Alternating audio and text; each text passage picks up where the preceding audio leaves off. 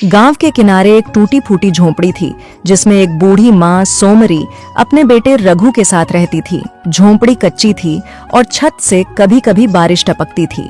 घर में एक पुरानी चारपाई, मिट्टी के घड़े और एक चूल्हा था जिसमें कई दिनों से आग नहीं जली थी।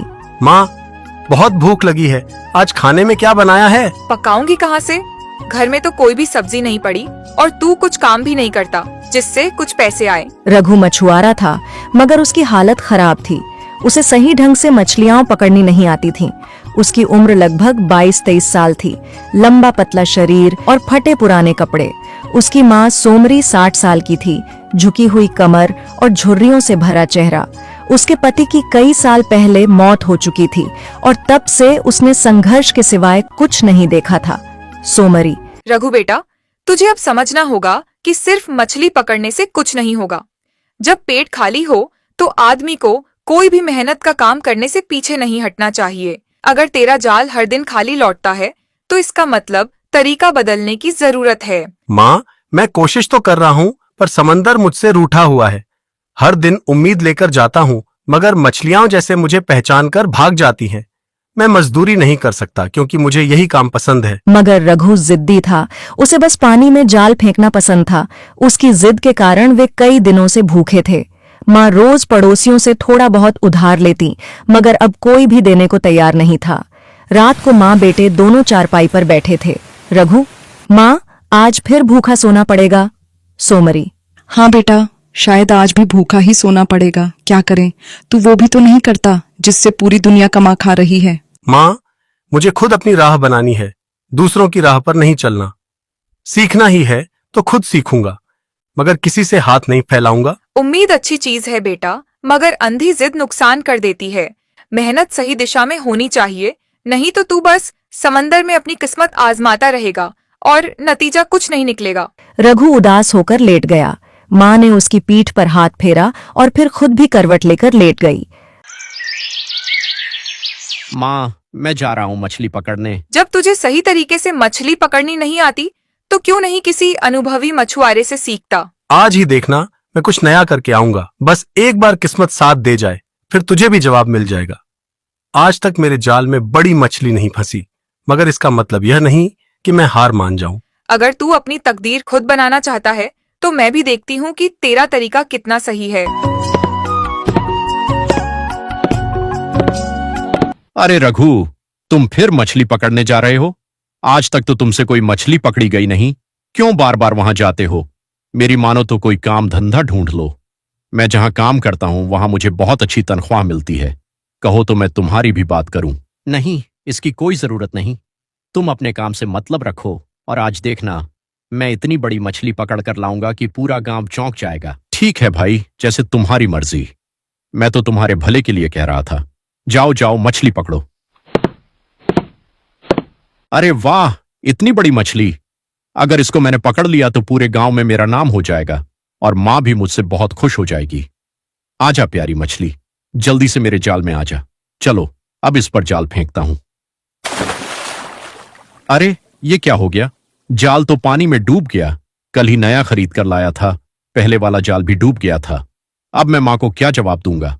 अगर मां को पता चला तो आज भी मुझे खरी खोटी सुनने को मिलेगी।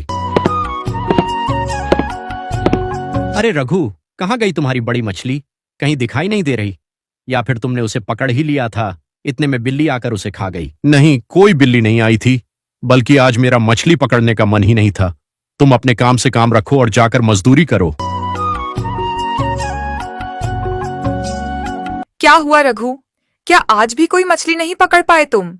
मैंने कहा था ना कि किसी से सीख लो, मगर तुम तो अपनी ही मनमानी करते हो और अपने ही तरीके से चलते हो। हाँ माँ, मुझे माफ कर दे।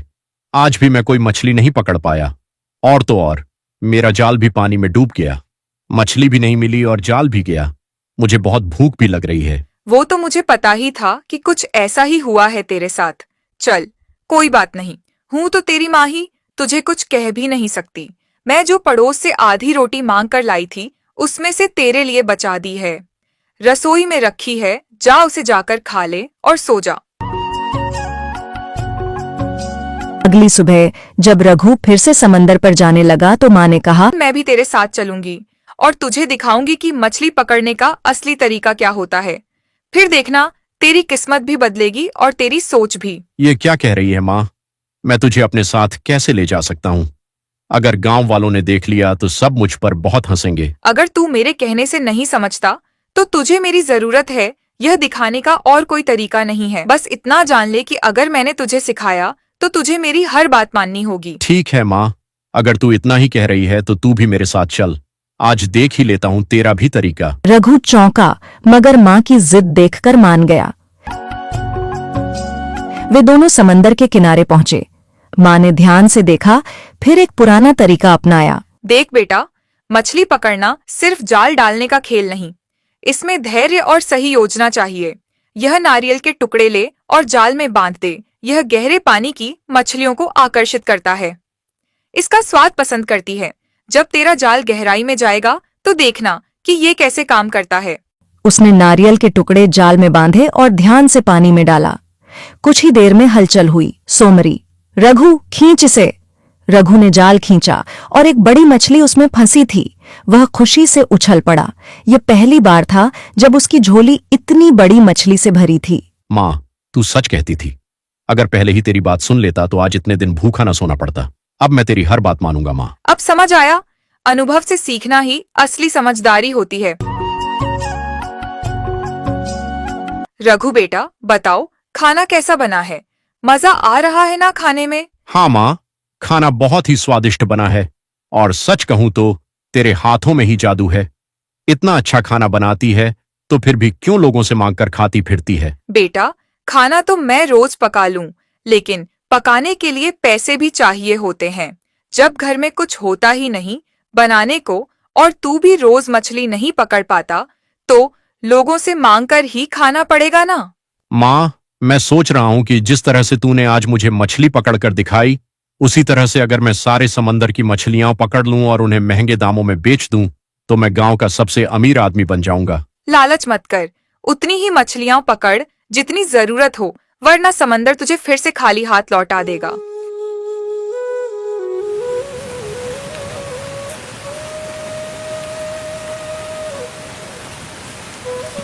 उस दिन के बाद रघु अपनी मां की सीख मानने लगा। धीरे धीरे उसकी मछलियां बिकने लगीं और उनके दिन बदलने लगे। मछुआरे भाई, सबसे बड़ी वाली मछली कितने की है? यह बड़ी मछली बिकाऊ नहीं है। अगर तुम्हें इसे खरीदना ही है तो इसकी ज्यादा कीमत देनी होगी। मैं तुम्हें इसके 200 रुपये दे दूंगा, इससे ज्यादा नहीं दे सकता। थोड़ी तंगी है और अभी काम भी ठीक से नहीं चल रहा। अभी ये ले लो, फिलहाल बाद में बाकी ले लेना।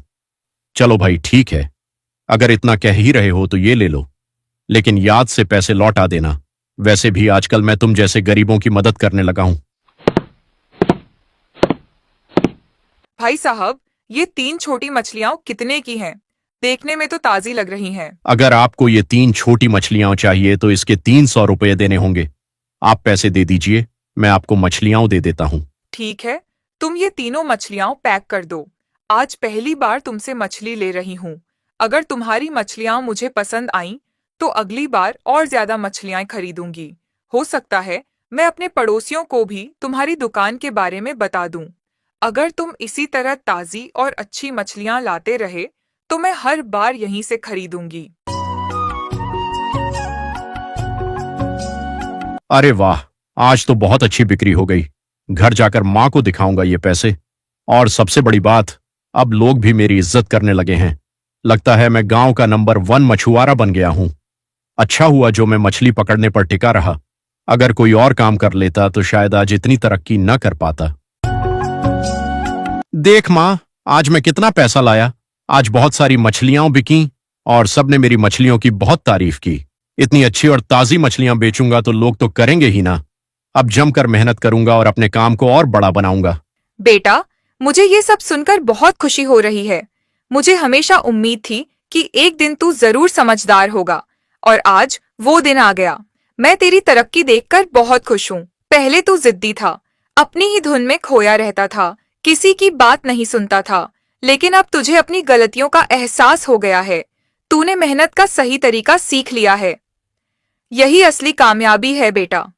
अब मैं चैन से रह सकती हूँ क्योंकि जान गई हूँ कि तू अपने पैरों पर खड़ा हो सकता है और हमें कभी भूखा नहीं सोना पड़ेगा। अब जल्दी से खाने में मटर पनीर बना ले।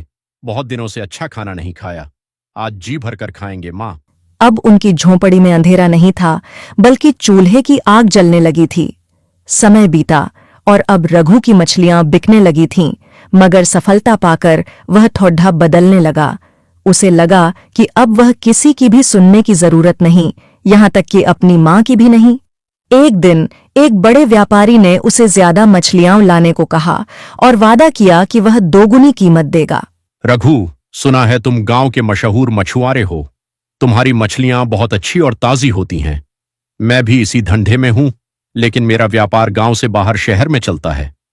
वहां मछलियों की बहुत ज्यादा मांग रहती है, खासकर बड़ी और ताजी मछलियों की। अगर तुम मेरे साथ काम करने के लिए तैयार हो तो मैं तुमसे हर हफ्ते 50 सबसे बड़ी और बढ़िया मछलियां खरीदूंगा। इसके बदले में मैं तुम्हें बहुत अच्छी कीमत दूंगा, जो शायद गांव में किसी और को नहीं मिलती। सोच लो, ये तुम्हारे लिए एक बड़ा मौका हो सकता है। वाह, ये तो मेरे लिए एक बहुत बड़ा मौका है। जब मैंने मछली पकड़ना शुरू किया था तब किसी ने मुझ पर भरोसा नहीं किया, लेकिन आज लोग खुद मेरे पास आकर काम की बात कर रहे हैं। आपकी यह पेशकश मेरे लिए बहुत मायने रखती है। मैं हर हफ्ते 50 सबसे बड़ी और ताजी मछलियां देने के लिए तैयार हूं। मैं मेहनत से मछलियां पकड़ूंगा और आपको सबसे बेहतरीन माल दूंगा। मुझे पूरा यकीन है कि मेरी मछलियां शहर में भी उतनी ही पसंद की जाएंगी जितनी गांव में हो रही हैं। यह सौदा मेरे लिए एक नए सफर की शुरुआत हो सकता है और मैं इसे पूरी ईमानदारी और मेहनत से निभाऊंगा। अरे माँ, तुझे पता है अब हम अमीर होने वाले हैं। हमारा भी एक बड़ा सा महल जैसा घर होगा। मुझे एक व्यापारी ने काम दिया है कि मैं उसे हर हफ्ते 50 बड़ी मछलियां दूं और उसके बदले वो मुझे मालामाल कर देगा। मां, मैं तो अब जा रहा हूं, लेकिन इस बार 50 की जगह 100 मछलियां पकड़ूंगा, क्योंकि अब मैं किसी से कम नहीं हूं।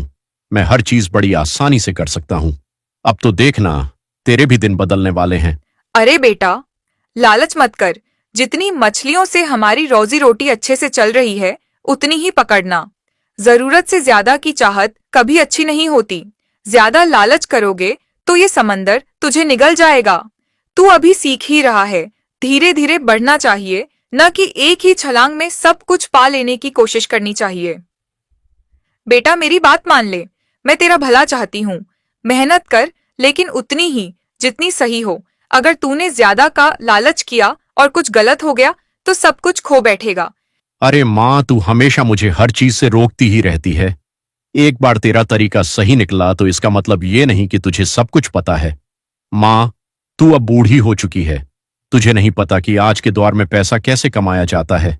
जमाना बहुत आगे बढ़ चुका है, अब छोटे सपनों से काम नहीं चलता। मुझे बड़ा आदमी बनना है और इसके लिए मुझे बड़ी मछलियां पकड़नी ही होंगी। तू बेकार की चिंता मत कर, मैं सब संभाल लूंगा।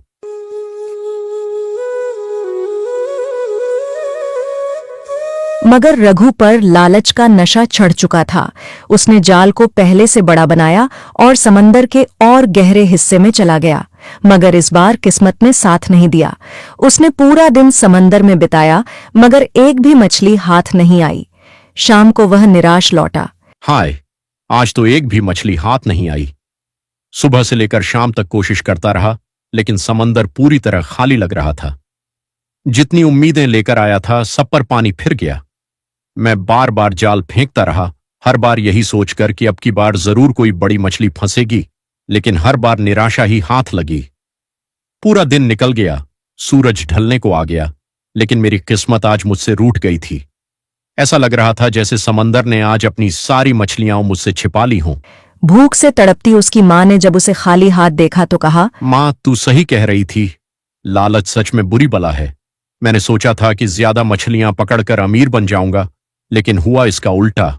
देखा बेटा, मैंने तुझसे पहले ही कहा था, लालच बुरी बला होती है, मगर तूने कभी मेरी बातों को गंभीरता से नहीं लिया। इस घटना के बाद रघु ने समझ लिया कि सिर्फ ज्यादा पकड़ने से कुछ नहीं होता, बल्कि सही तरीके से मेहनत करने और सीमाओं को समझने से ही सफलता मिलती है। अब वह रोज मछलियां पकड़ता, मगर उतनी ही जितनी उसकी जरूरत थी। धीरे धीरे उसने और बेहतर तरीके सीख लिए और उसकी मछलियां अब ज्यादा बिकने लगीं। माँ के चेहरे पर मुस्कान थी और चूल्हे में हर दिन आग जलती थी। सीख ज्ञान बांटने से बढ़ता है और सच्ची खुशहाली तब आती है जब सबका भला हो। बूढ़ी अम्मा के लिए वीडियो को लाइक करें और चैनल को सब्सक्राइब करें।